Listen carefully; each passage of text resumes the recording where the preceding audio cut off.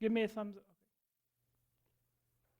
All right, welcome to Biblical Decision Making, Redeemed Walk. Today's subtitle is going to be Testimony of Deliverance. So, the idea today, what happens when you start to have a flicker of hope or a flicker in your heart where you want to turn to God and then you don't know what to do? So let's back up a little bit. I think when I started the whole series with a testimony of destruction.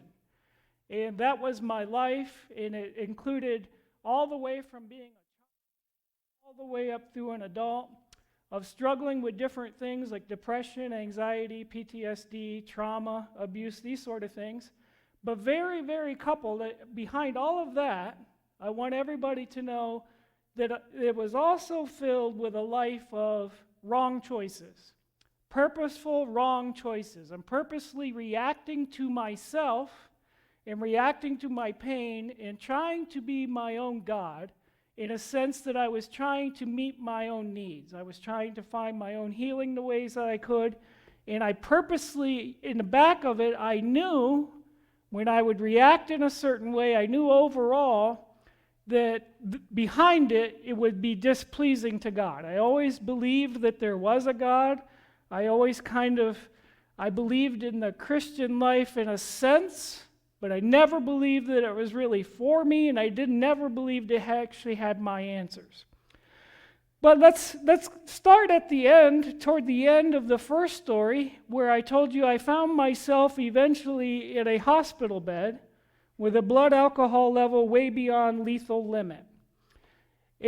So the beginning of today's story starts there. And I remember for the first time really, really, really being honest with myself, and probably and most definitely through the grace of God and His mercy, finally being able to see the truth about myself and my life's choices, the consequences of all of that.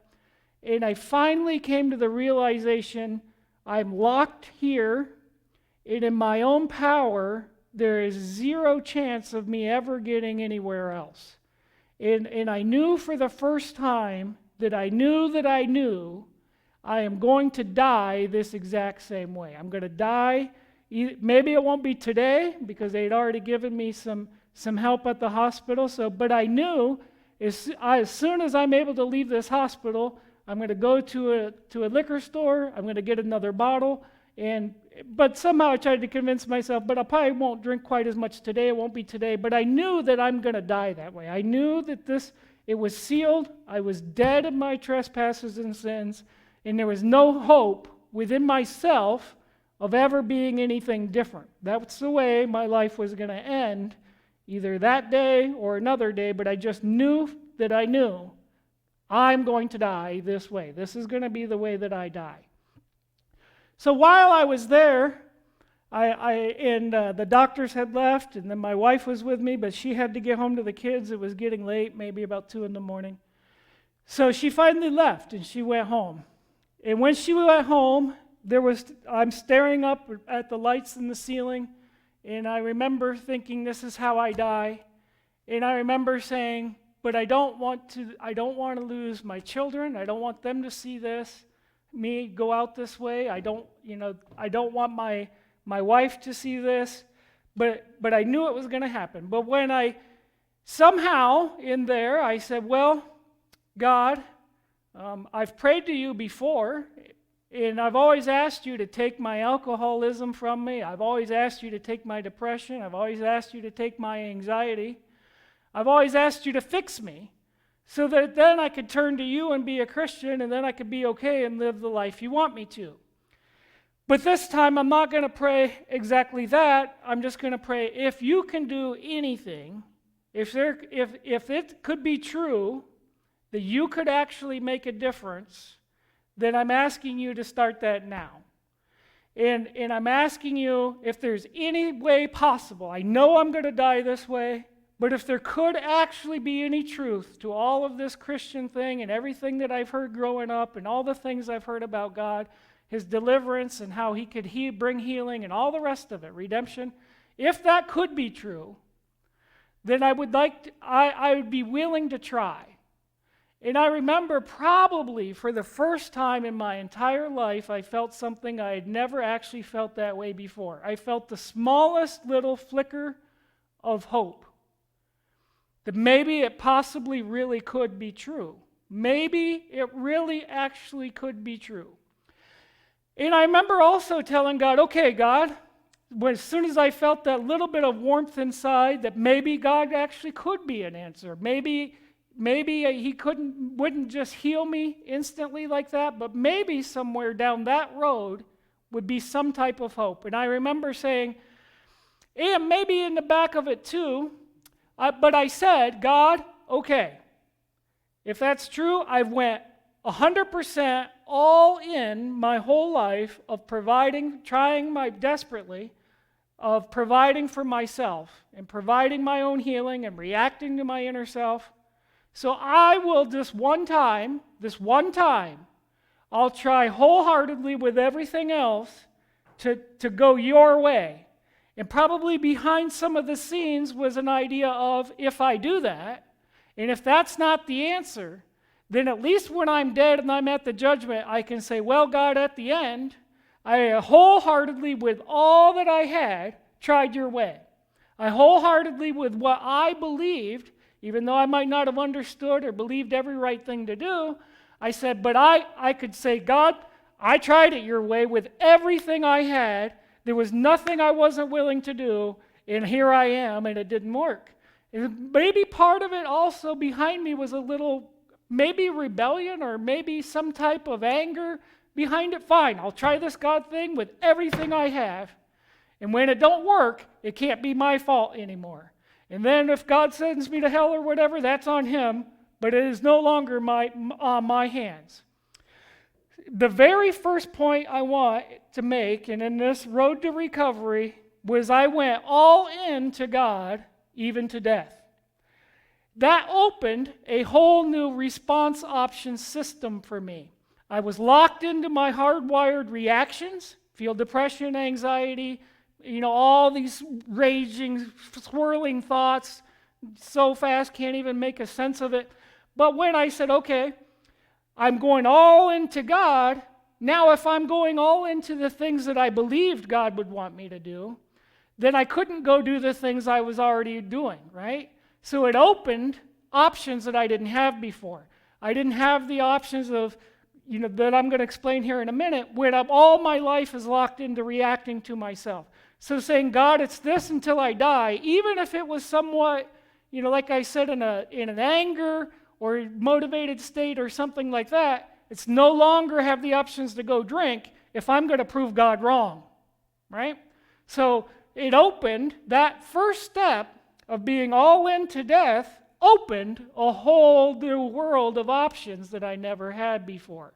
So number one, I went all in to death. And like I said, not all of those were even righteous motivations, but some of it, but with that flicker of hope, was enough to allow me to go all in to death. Number one is I went all in to death.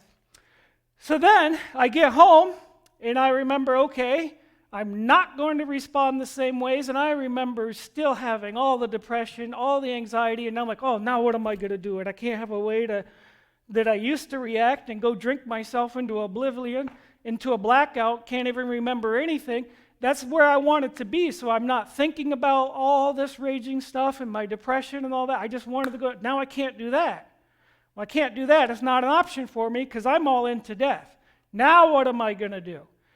So then I intentionally, point number two, is I intentionally engaged into what I believed were the major steps that I should not do, and engaged in things that I thought would counteract it. So I remember playing over, one of the very first things I did is I went to YouTube, and I put in the search engine NASB for New American Standard Bible. And it pulls up these little, it has blue and it has a yellow thing across, and they have every single book of the Bible that'll pull up. And I remember starting in Psalms, and I just clicked Psalms, there you go, and I started playing it. And I would play it all day, every day. If I was doing something else, I would put in my earbuds. If I'm in the car, it's in the seat playing all day, every day, instead of reacting to the ways I used to. I'm all in this God thing till death, and then I can prove him that I tried, and he can leave, that can be in his hands. But I'm going into the Word now. I'm intentionally engaging myself away from what I knew was wrong into what I knew was right. I couldn't read the Bible very much. I would start picking it up, and I would read 1 or 2 pages, and it would just all swirl around in my head. And the same thing would happen in audio, but then I would intentionally, as soon as my thoughts are swirling around, I say, wait a minute, but what's this psalm saying? What's the guy saying that's reading the Bible right now? And it would be seconds at a time at first, seconds at a time, where my head would swirl, and I could listen to maybe 1 or 2 of the things he was reading, and I would hear, why is my soul cast down? And yeah, that's me. And then I would hear, I will hope in God. Okay, well, I'm hoping that this is my only answer. And just a little bit at a time, 1 line at a time, of that purposeful, intentional engagement away with my new options now. I can't do the ones I used to because then it wouldn't be all in till death. Have to do something different. That extreme intentional engagement started the process. And I remember praying many, many times, God, here's my depression, anxiety, here's all that loneliness, that emptiness, my addictions, everything. Here it is, you can have it. And then it felt like it hit the floor and it was still right there with me. And I prayed that over and over. God, I'm giving it to you. You said, give you myself, but it's going nowhere. This is not working. And I was so tempted to give up and say, well, I tried this God thing. It didn't work. You know I tried it, God. But I said, no. I said, I'm all in, and I'm either going to die this way, and then I'll meet God at the judgment and we'll have business, or, that's it. So I just intentional engagement over and over and over. And whatever it was, go to church. Sometimes, literally, too much anxiety. It had been months before I go to church. I might go 1 here or there, 1 time every couple months. And if I had to be the last person in and the first person out, which I was, I would do it intentionally. Whatever steps I could purposely take, that's the steps I would take. Number 2 is intentional engagement. The number 3 thing I did is I gave up control. Not only did I say to God, okay, I'm all in to death, so that's sort of giving control over to my ideas of what I thought would be seeking toward God. I placed people in my life that I believed had a relationship with God, a real, genuine relationship with God. My pastor is one of them. I have some good brothers in the faith that stood beside me. And I probably had 5 or 6 different people that I really believed had a genuine relationship. If I could have a relationship with God like they have, then eventually I could be okay. So I picked those people, and I didn't just necessarily do everything the first person said, but I would talk to all of them, and I had 1 or 2 key guys at the very top. And when they said, I really believe that it would be God's will for you to do this. You might not be able to understand why you might, but I really believe that even if I didn't want to, and I remember one time one of them recommended I go to another rehab, and I knew, at least I knew for myself, another secular or non-Christian rehab was not going to heal me. But I said, well, if you believe that I should, I'll do it. So I agreed to go to one. Luckily, on our way to that rehab center, it fell through, actually, literally on our way there. I don't remember if I think it was insurance things or something like that. We came back, and then my wife was Googling frantically trying to find another one, found a Christian rehab center. It's called Honey Lake Clinic in Florida, and I absolutely recommend Honey Lake Clinic. It's the only place I would recommend at this point in time, and I highly recommend it for anybody that needs one. But when we got back, she said, well, they have a 30-day waiting list, but you can go. So I intentionally started looking up Honey Lake Clinic, and then I found Dr. Carl Benzio. So I was Googling Dr. Carl Benzio. He's one of the founders of Honey Lake Clinic. He had YouTube videos that I could watch, and that's where I first was exposed to the Spears model that we went over. And I dug right in, and I intentionally started seeing how would that connect with the Bible. And when I went to Honey Lake Clinic, I was actually 30 days sober. I think it was actually the 31st day sober when I went to Honey Lake Clinic. And all that time, I was going because people, my counselors in life that I gave up my control to, that I believed had a true relationship with God and can hear God and had wisdom, I kind of gave control over to them. So I was going to go, and I intentionally engaged with all I knew how to do before I went there. And I was all in until death. The fourth thing that happened, so after I gave up, as giving up control, is a shift started to happen where I no longer was necessarily praying for or demanding from God healing. And in fact, over time, a really weird shift started happening in this process. But when I was at Honey Lake, it was the very first time where I think I said, when I was in the hospital bed, I had the first flicker of hope from God that He not only was real, not only could be my answer, but that He cared for me, and that He loved me, and that He was passionate for me, and that He wanted to be with me. And while I was at Honey Lake, I remember Nathan, my counselor, we had several different counselors, we had a psychiatrist, so on and so forth, but Nathan, my counselor, recommended, I also said, one of the steps that is in this is complete honesty. So while I was at Honey Lake, and while I was going through this process, for the very first time, I just said, Nathan, there was things in my past, there was abuse in my past, and I told him about the sexual abuse and different things that happened. And I felt safe enough. God was responding back. The flame, when I was able to admit those things, before it was catastrophic. I remember the very first time I ever mentioned that anything happened was to the woman who's my wife now, and it was right before we got married. And when I admitted it, it's almost like I opened a box of complete destruction. And I went even further, totally off a hill. And I remember thinking, well, if I tell this guy the truth, now that I'm trying to do this God thing, and I feel like, I've got 30 days sober coming in, that's better than I ever dreamed I'd ever have. If I tell him, I'm going to go off a deep cliff again.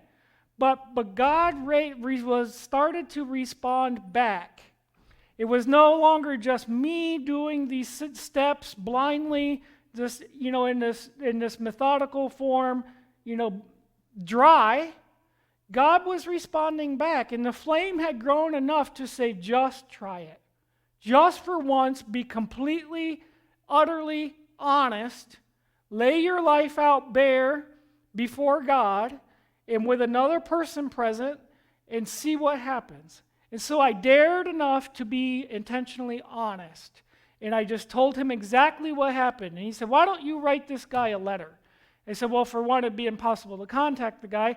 But I stopped the excuses right there. I said, I'm going to write it. I have nowhere to send it, but I'm going to write it. So I sat down and I wrote out.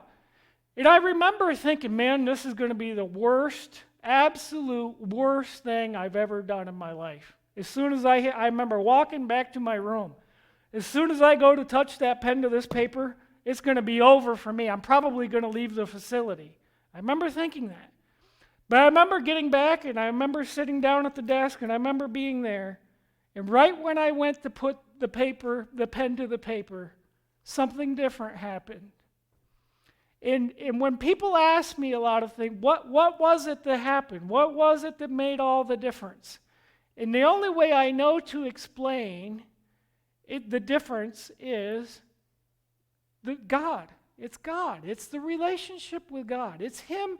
It's me responding to Him with everything that I had, and now He was reaching back to me. He was reaching back to me. This is not something I really know how to explain or probably tell people in a way that if you're struggling like I was, it'll be one of those, I've heard this 100 times before, and I had heard it before. But I'm telling you, for me, if you would have known what my life was before, and I've told you some of it, and if you would know what it is now, I'm telling you, for the first time, it wasn't, I'm going to do this and prove God wrong. I'm doing this with that hope that what he said about me, how he was passionately loved me and how he cared for me, that he will reach back, and he did. And I wrote the whole thing out. I think it was 3 or 4 pages I wrote out. I did not cry one time. I felt a peace. I had a hope for the first time in the hospital bed, and I had a peace for the first time writing the letter. That is real. And God actually did that for me. And I took the letter back to Nathan, and I gave it to him, and he read it, and he said, David, this is probably, I never would have believed that we could have came here. And I said, I didn't come here. God was with me in my room. I knew it for the first time that God was with me. He asked later in the week if he could share my letter with someone else who was there. He said, I have someone really struggling with the same issues, and they're at a wall, and they can't write the letter. This might be an example. I said, Nathan, give it to him. Share it with him.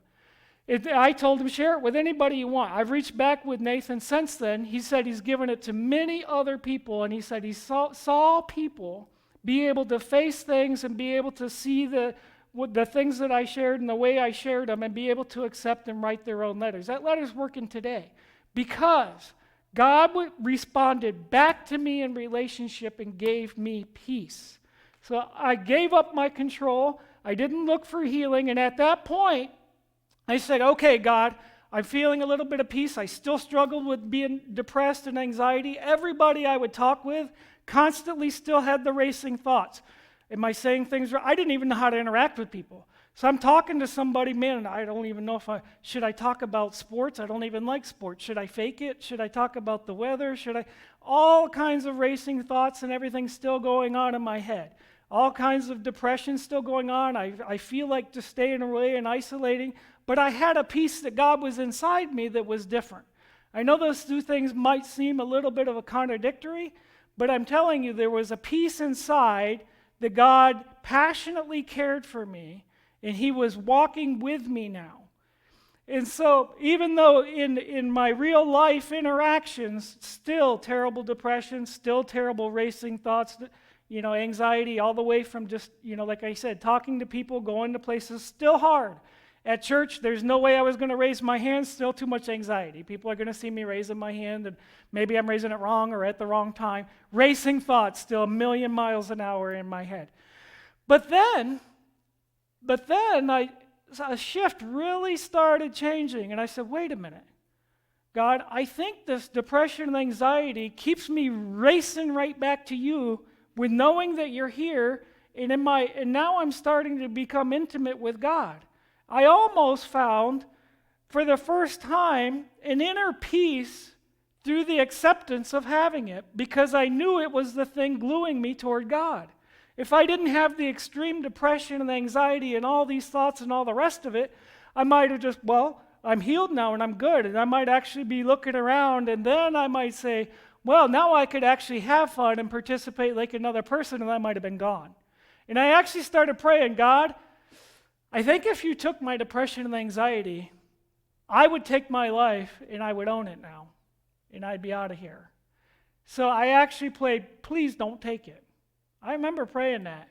And I remember telling my pastor, I think it's God's will for me to have depression and anxiety my whole life, and when other people have it, I'll disassociate with them at the exact same time, and we'll both have it, and that'll keep me glued to God, and I'll never be this close if I don't have it.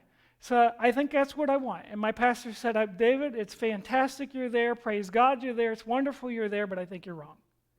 And I said, I think you're wrong, buddy, because you don't know how much it glues me to God, and you don't know if God took it, how much I would run out of here. I just believed I would. So he said, just keep doing what you're doing. Keep on the track you're going, and we'll see what happens after that. Well, it's not. I remember then saying, I think God wants to do something with this. He didn't want me to go through that necessarily, just to go through it. He didn't want me to find, ways of seeking him and things to engage him to try to find him just for myself. So I came up with the idea, well, God led me to the idea and brought the idea up to start Afterglow. And that's the shirt I'm wearing today. And Afterglow is Afterglow Life Services and Recovery Network. And the idea of Afterglow is exactly what happens after that first glow in the hospital bed, that you get to now to a life where you can respond to God instead of reacting to yourself. So I went to my pastor and I told him, I think God wants me to start a ministry of people that are dealing with depression and anxiety, maybe past abuse, maybe addiction or something, where we can just all get together and we can be Christians and we can have problems and we can still be okay and we can pray for each other and try to find healing. And I remember my pastor saying, fantastic, God's actually working, let's do it. So we went through the process of becoming an actual nonprofit, so on and so forth. But we went to church, and I remember the first time I didn't really know how to do it, so I sort of set it up like an AA meeting, if anybody's been at an AA meeting. I just took a bunch of chairs, put them in a big circle, and said, okay, we're going to have an Afterglow group. They announced it at church. I still didn't even really know what I was going to do. But we had everybody come in. I think we had about 25 people. And I'm sitting there, and then everybody's looking at me. Okay, here we are. And I'm like, oh, yeah, here you are. And I remember that I had that extreme anxiety. My hands are shaking. My heart's beating so fast you could literally see my shirt going in and out. And I could barely take a breath. And I remember saying, well, guys, I don't know what this is going to end up being. I don't even really know what we're going to do today. But all I know is that I used to live one way, and now I'm trying to live another way. And one thing I know for sure, that God is with me and making a difference in my life. And I told him my life story, just sort of like not to the extent that I did in this class, but I told him some of the key bullet points. I told him about the endless amount of rehab centers. I told him about the endless amount of medications. I told him all the things that I tried and failed. And I told him once I went with all of my life to death toward God, that I'm now at peace with not being okay. I'm now okay with not being okay because God is now with me. Then after that class, and actually, my daughter and my son were both sitting in that very first class. And that was the very first time my daughter and my son both heard me even mention anything about my past abuse and some of how the bad my life went and how the end of the trail of seeking my own relief went to. And both of them came up afterwards and hugged me and told me how much they loved me and were proud of me. But I think that's the last time I ever felt depression or anxiety to the level that I felt like I had to respond to. And that's the kind of depression and anxiety. For me, I might feel sometimes a little nervousness, some of that, quick breathing things, but I never feel that it's outside of me that I have to react to. I've never felt it since. And the only thing that I can say happened in between there is God. That's where God brought the actual healing to me. When I started the road of recovery and sharing with others, God sealed me into that group and part of that community, and now I wasn't going to go back out if he healed me on my own. I'm now part of a community that involves God into our lives, that asks him to come in relationship and respond to us, and we respond back to him. And through birthing that ministry, it would have been okay then for him to relieve those symptoms, that I could show people there is something. We don't have to necessarily accept and live there. You do have, I believe I had to accept and be okay with living there, but I don't have to necessarily, that doesn't have to be the end of the story.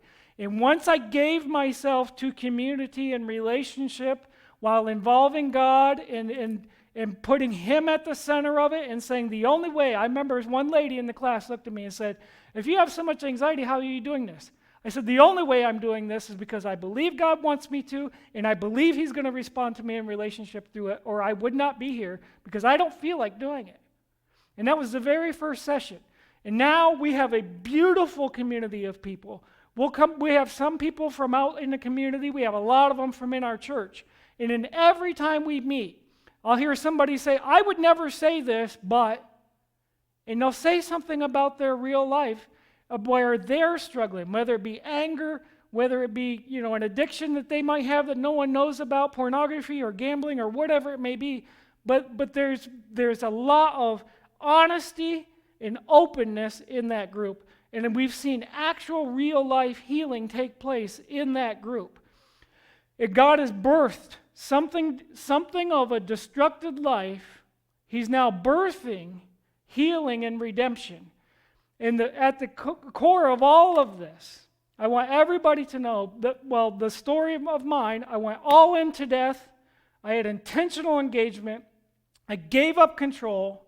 I was honest to the nth degree, intentionally honest. And then I didn't necessarily look for healing after a while, but I became okay with not being okay, and then I engaged in spreading God's peace and joy and the reality of Him to others.